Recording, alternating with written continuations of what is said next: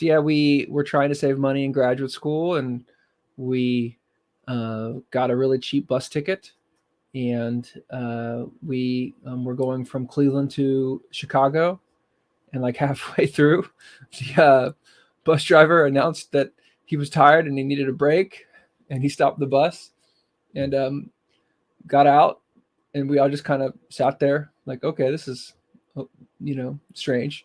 And he just sat on the side of the road like playing with his phone, and I then thought he was smoking too. he was smoking too. Yeah, and he just needed a cigarette. Just needed a cigarette. Maybe he was, he reached his limit for driving that day. And then I think like an hour later, another person drove up in a car and took the bus over, and we had a new driver for the other half of the way. It was really strange. And I mean, it's just another instance of trips to Chicago are inherently cursed. Thought we needed to do the intro. Oh, okay. Let's do an intro. This is RetroCultCast, a nostalgia podcast featuring me, Jason Ray Carney, and my wife, Nicole Imhines Carney. And we're both professors, and I actually teach popular culture. And Dr. Imhines here teaches. Well, you say you say what you teach. Well, I don't typically teach pop culture. I teach writing classes. I did theme my last second year writing class around pop culture, though. Okay. And I think the students really liked it. So yes, those are our credentials that you don't really need to talk about pop culture. No, not usually. Yes. So what are we talking about? We are going to talk about the 1987 John Hughes movie, Planes, Trains, and Automobiles, which has John Candy and Steve Martin. And it is one of those now very classic road trip movies. Mm-hmm. It's also one of the few Thanksgiving movies that I'm aware of that isn't a B horror movie. Mm-hmm. Like Thanksgiving. Yes, so it could be quite different, but it is a kind of now quintessential movie for the holidays. I mean, you and I watch it every it's essential Thanksgiving. So I guess a quick recap if you haven't seen the movie. So should I bring up my slides? Sure. Okay. So here's the poster. And one of the first scenes. So Steve Martin is playing Neil Page. He is an advertising exec, and it opens up where he's in New York. He's in a meeting, and the meeting runs long, and he's trying to catch a plane back to Chicago where he lives and his family lives, because it's rush hour on the Monday or Tuesday before Thanksgiving. He is having a real tough time getting a taxi. There is an interesting cameo by Kevin Bacon in this movie where Kevin Bacon and Steve Martin are fighting for a taxi during New York rush hour, which I think is a really funny moment. So he finally gets a taxi after paying off some random lawyer, and then John Candy swoops in and he gets it. So that's the first introduction of the two characters. John Candy is playing a shower curtain ring salesman named Del Griffith. And they end up meeting at the airport. They're both on the same flight to Chicago. Oh, wait, I have a picture of that. So this is them at the airport. Well, this is John Candy at the airport reading The Canadian Mounted. Which I love that book cover so much. And I wish we had a higher resolution image where we could zoom in and read the back cover. It looks like one of those terrible paperback books from the 70s or 80s. Is it a real book, or is it a prop? I'm assuming this is a fake book. Okay. But I mean, it's probably meant to be a romance novel. Or just straight up porn. I mean, I don't know. Straight up porn. Which I love the fact that he's just sitting out in an airport reading this. Everyone else has newspapers because it's the 80s. No one has a cell phone. Yeah. which might be part of the charm of this movie. It feels like another time because not everyone, no one is just like glued to a screen. Like there are no screens. So everybody's anyway, dressed in ties and their business attire, ties and suit jackets. Well, I think the idea is that these are business travelers like trying to get where they need to go before the holiday. So so they meet at the airport. Steve Martin has this is basically where John Candy steals his cab. It's a series of events that just never go in Steve Martin's favor. They end up sitting on the plane next to each other. This is a scene where John Candy not only takes off his shoes but his socks, which reminds me of in The Good Place. There's like at some point they're asking questions about whether or not like they should be in the good place or the bad place, and that was one of the criteria to be in the bad place was taking off your shoes and socks on an airplane. That's hilarious. So I always think about that other TV show now when I watch this. And the look of ecstasy on John Candy's face in this picture is because his dogs have been barking all day. His dogs are barking, and Steve Martin has just a sequence of amazingly fed up, disgusted faces in this whole movie, which I quite love. So obviously John Candy is playing like the comedic, kind of lighthearted, easygo-lucky guy to Steve Martin's very straight-laced, professional persona. So the two characters really work off of each other well. So they end up not getting to Chicago because of a terrible snowstorm, so they get rerouted to Wichita. They again have a series of events. They end up sharing a hotel together, which has one of the funnier scenes. Before this moment, Steve Martin goes off on John Candy's character and has a series of really good insults. One of them was about like not everything is an anecdote, and it's always good to have a point when you're talking because it's so much more enjoyable for the listener. Very quotable things. So in this scene, they're waking up the next day, and this movie is definitely a product of its time, a 36-year-old movie.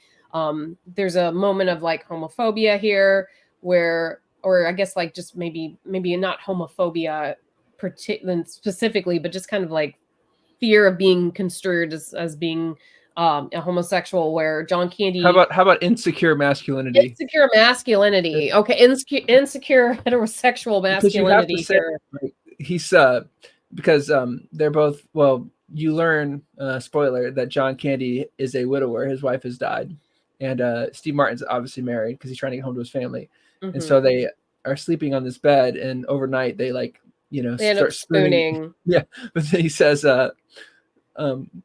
Steve Martin asks him, "Why are you holding my hand?"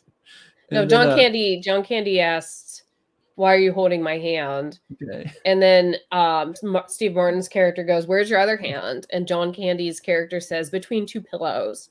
And then there's this pause, and Steve Martin's character is like, "Those aren't pillows." And then they jump out of bed and they immediately start talking about football. Yeah, the Bears. Yeah, they have a hell of a team this year, apparently. Yeah. So, classic. There's this moment here. Then they're trying to get to this is where the trains part comes in. So John Candy's like, "Hey, we can get on a train." And the series of events is always John Candy knows somebody because he sold them shower curtain rings. So he knows a guy at the train station. He can get them on this train. So they need to get to the train, and they end up having to sit in the back of this truck. And this is another kind of iconic scene where like this very, I guess a hillbilly would be the best word to describe him, comes and picks them up. And he is rather disgusting, and he's spitting, and he spits on his hand before he shakes Steve Martin's tobacco. Hand. Yeah. He spits like this big, stream of tobacco, and then like wipes his mouth, and then he shakes Steve Martin's hand with the same hand that he just wiped his mouth with. And apparently they didn't tell Steve Martin that was going to happen, and so Steve Martin's disgust in the scene is real. Like he's actually like this is gross. It's, well, you said it's not just Steve Martin is a germophobic Yeah, Right. I think that's part of the story too. That they knew that he was kind of a germy, and you know, they were going to get him. Uh, John Hughes was trying to get an authentic reaction from him. I'm not sure if that's just kind of myth or if it's real, but it's Well, it's fun. It's a funny moment, yeah. for sure. So yeah, so they end up getting on a train, but of course the train breaks down, um, and then they end up trying to get rental cars. And this is a theme. Actually, one of the other iconic scenes in this movie is where Steve Martin's character is trying to get a rental car, and there isn't a rental car, and then he has to walk like a couple miles back from the rental lot to the He, airport. he gets And dropped he off by the shuttle on this huge lot, and they tell him to go to parking lot. I think it's parking lot 5. And he goes to 5. It's empty, and so then he has to walk all the way back across the runway. And by the time he gets there, he's like a complete mess. And he has like a really famous monologue with a lot of F words. he's just every other word is the F word, and he's using them as adjectives and adverbs. And he's just going off on this kind of obnoxious. I mean, I wish I knew the actress's name. She's a character actor. I mean, she was in so much stuff in the 80s and 90s. Mm-hmm. Um, and yeah, there's a great interaction between him and her, and then she gets to throw it back at him at the end because he doesn't have his receipt, so they can't help. And then he ends up leaving the airport, and he almost immediately, he gets in a fight with a cabbie, and then he almost gets run over by John Candy's character. But that sets up the one of the final legs of the journey back, where they're in a car. Again, series of unfortunate events fall upon Steve Martin. The car ends up, they end up driving on the wrong side of the road, and they get in between two semis.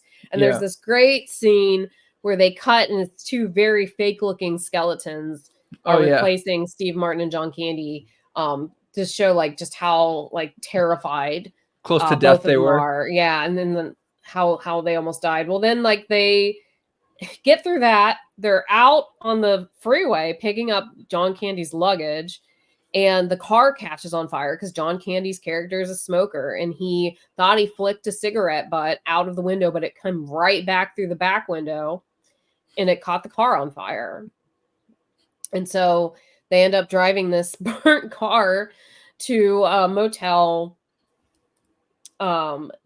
Somehow Steve Martin still has enough money and a really nice watch to get a room, but John Candy doesn't. But then he takes pity on John Candy's character, so they end up sharing a room, and it's one of the more touching Oh, I moments think I because have a picture. you Oh, do, yeah. yeah, but before I move on to the next slide, there's a funny moment where, because Steve Martin's supposed to be like a real wealthy guy, and he has like a really nice, I think it's like a Rolex or something, and he buys his room with, this one hell of a nice watch is what he calls it, and then he leaves, and then John Candy's trying to get a room on the house, and so he takes off his Casio, and he's showing him this like real cheap Casio. That's the scene. $2 in a Casio. It does Yeah. not get you a hotel room here. Yeah. But $17 in a nice watch does. So yeah, so they end up having a kind of a nicer, touching moment where they're drinking little mini liquors, and they're having like a bunch of junk food, which they don't have any money. They're Steve Martin's the only one that has credit cards, and his wallet burned up in the car fire. So I don't know how they're getting all this. Yeah, those Doritos, man, probably cost a lot of money, and the little they have a really interesting on the bed. It's a liquor, there's like miscellaneous liquors inside of it. There's rum and there's whiskey and there's Oh, I bet it was in the hotel room. What's that called? The mini bar? yeah. Yeah, I bet they just raided the mini bar, which it's not like, it's just like a little freeway like motel. So I'm surprised they had all this, but yeah, that's and then they talk about their wives, and how they at least have their wives, and you don't know yet that John Candy's character is a widower. He's been hiding that the entire time, and you can see the picture of his wife that he carries everywhere with him, and he puts out at night. It's on the on the far right there, on the other side of Steve Martin. So we don't know yet as viewers. We just think this guy is on the road a lot because he's a businessman, and everyone always needs shower curtain rings. So, and yeah, and then they do get back to Chicago, which I will say, it should not have taken them that long to drive back to Chicago. And that always bugs me because from Wichita to Chicago is like a 5-hour trip by car. So they should not have needed a second night.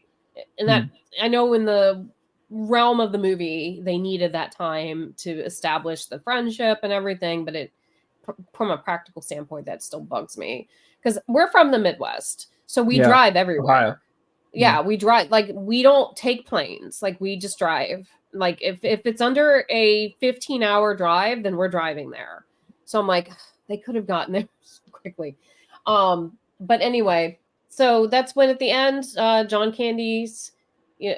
Steve Martin's character realizes that John Candy's character doesn't have a home, doesn't have a family, and he invites him back to his house for Thanksgiving. Yep. And they're really good friends. Even though Steve Martin started off hating John Candy, he's now really good friends with him. So, so yeah,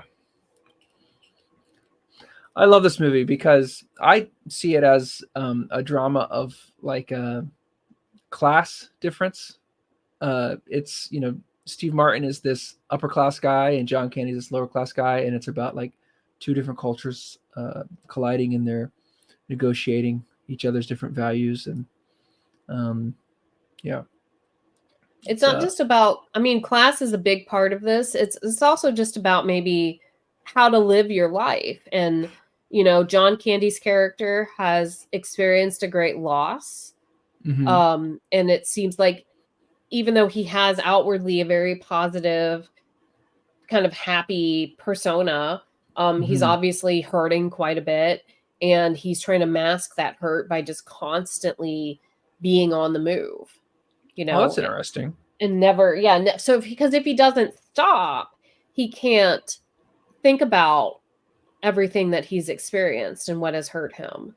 Yeah, I guess that's interesting because he has that huge trunk. What's his name? Dell Griffith. Yeah, Dell has the huge trunk. John Candy, Dell. And at the very end, just before Steve Martin comes in to the realization that, Steve Martin actually realizes, he has this flashback where he puts everything together and realizes that John Candy's a widower, and he's like, oh man, I can't leave this guy at the train station because he doesn't have anywhere to go. But long story short, that trunk means that he really doesn't have a destination. He's aimless. He's not really trying to get home in the same way Steve Martin's trying to get home. Yeah. But why would he be spending money? But here's the verisimilitude question: is why would he be spending money on like plane tickets and bus tickets and because he has, I mean, he still has work. Okay. So that's what I always understood it as, like he's just constantly working. Okay. Which again, I guess everyone needs shower curtain rings. Okay. So he can literally go from city to city and just go to every hotel chain, right? Or like a little mom and pop store, like a general store, and he could sell his wares. And it's clear he can make friends easily. Like everyone he meets, he knows their name, they know him, or in a lot of cases, that's how it is. But yeah, it's like he never stays in one place long enough. So, but he was trying to get to Chicago. He must have had something going there that he needed to get to. Definitely not a family Thanksgiving dinner. No, I think it was just more work stuff. Yeah. Yeah. And that's I was gonna say Dell's a really good people person. Like there's that scene where he's, selling. They need to generate some short-term income because they've been robbed, and so he starts selling shower curtain rings. But he's not selling them as shower curtain rings. He's selling them as like earrings, all sorts of things, earrings, bracelets. It's basically you're supposed to, it's just funny how good of a salesman he is. He's like, tricking people into giving him money. So Yes. he's good with people. Yeah, we're again Steve Martin's character not so good with people. You know, and it's a movie that it's enjoyable, but like I said, it feels 30 some years old. Like there's some things, You honestly, think so? one of the things that bugs me every time I watch it is just how Steve Martin's wife is portrayed. She's very one-dimensional, and she's not she's not a big part of the movie, but she is just this like overly upset wife, to the point of tears at the end, where Steve Martin's character is home. Those are And tears of joy. but it feels so melodramatic. He was only gone for like 2 days, and it was like nothing was his fault, really. Like the plane being diverted to Wichita was because of a bad weather storm, bad snowstorm. You know, the train like broke. So you don't cry if I'm not home for 2 days? Well, and again, it's different, right? Like there were times where he clearly couldn't call her Mm-hmm. because he didn't have access to a phone. Like when he was at that last motel, they blocked anything that wasn't a local call, so he couldn't do long distance. And this again, like especially for people who were born after 1987, it won't make any sense. You're probably just like, well, why can't he just get a hold of her? You know, this is pre internet, this is pre cell phone, this is like you needed to do collect calls if you didn't have money to use a payphone. And then like, yeah, you can't track flights on a phone or on a computer. That stuff doesn't exist for you yet. It's a very set in time movie, and a lot of it is because of the lack of the technologies that we have now. Yeah. And I don't know. I mean, I just feel like it's overly dramatic. Like, and it's not like there's a lot of, he doesn't discuss his wife and his family a whole lot. Steve Martin's character Yeah, doesn't. but I think it's a buddy film. It's, you Yeah. know, like it's weird, like it's a film about male bonding, male friendship, but I still think it's funny for, you know, female viewers, you know. Oh no, I find it funny. I'm not saying like as a woman I don't Mhm, enjoy the movie. I'm mhm. just saying I don't like that particular characterization because there's so few other women in the movie. The I only just other woman is the character actress whose name I don't know, and who's I just the found it. Her name is uh Eddie McClurg. She's the car rental agent.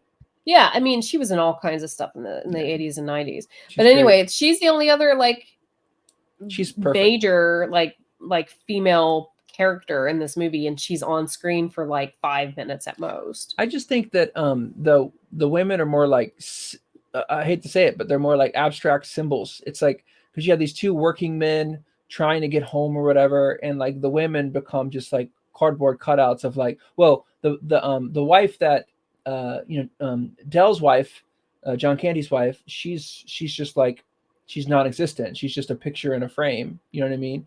And arguably, what's Steve Martin's Neil's wife? She's just another picture in the frame, except for she's, you know, literally like there's a freeze frame at the end, you know, where she's Right. like crying, right? So like, I feel like The freeze the frame is on John Candy though. It's not on her. oh, that's a good point. But she's Yeah. like at the top of the stairs crying when he walks in.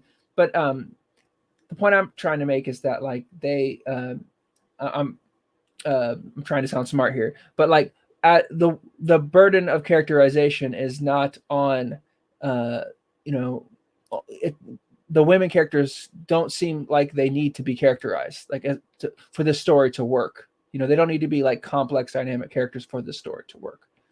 I know. I Because know. it's a buddy movie. It's about two guys, you know. Which again, like that's why I said it's a road trip movie. Mm-hmm. Yeah, and it's a buddy movie. It reminds me of movies that came after like Tommy Boy, Mm-hmm. right? Like that's the Yeah. one that I also think about when I Oh, watch this that's movie. Because I think there's another instance of the car like continually breaking down the longer the movie goes on. So Dumb and Dumber is another one. Dumb and Dumber is a They good have the dog example of car. one. Yeah. Yeah. Yeah.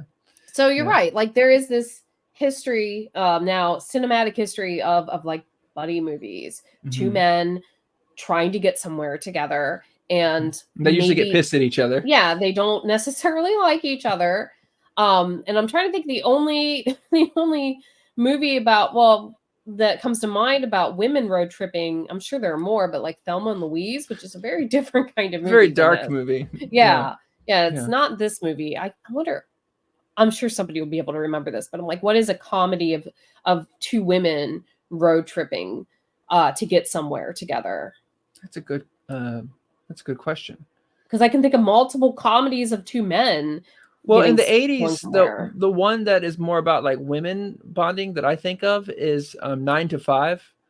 Right, but that's But not a road trip movie. yeah, but that takes place in like the patriarchal space. You know, it's Right. like the office or whatever, the restaurant, hmm you know, it's not about traversing the country. It's about the problems in like one located zone.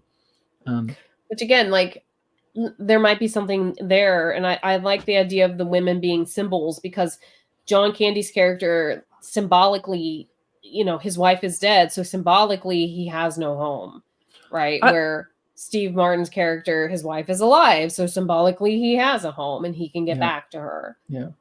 I also think there's an age element to it as well, because at one point, after they've been drinking and John Candy is drunkenly stumbling into the bathroom, and they've kind of become friends at that point. Steve Martin's character Neil's like, why do I feel like I'm in Summer camp. summer camp?